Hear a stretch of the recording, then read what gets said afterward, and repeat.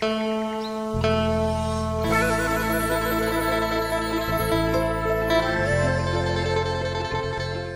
เบิ่งหมอลำคณะเสียงวีโฮ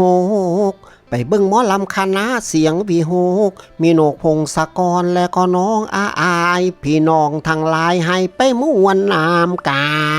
รวันที่15มิถุนายน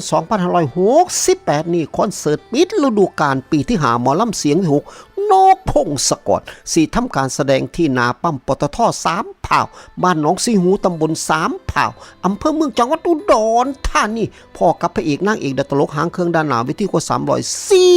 วิตเส้นนกพงศกรน้องอายพระธิดาออดปานดำพัชราตุตู่แววมินลูกเอกท็อปฟี่ปริมโอนมุยองสมอูใบเตยยอยนุยาเคียงกำนันแพร่จงอางยายไฟไล่กันบ่หวาดบ่ไหวหลายคักอย่าลืมอย่าพลาดวันที่15มิถุนายน2568นี่พบกันที่นาปั๊มปตท3ผาวบ้านหนองสีหูตำบล3ผาวอำเภอเมืองจังหวัดอุดรธานีม่วนและสนุกแน่นอน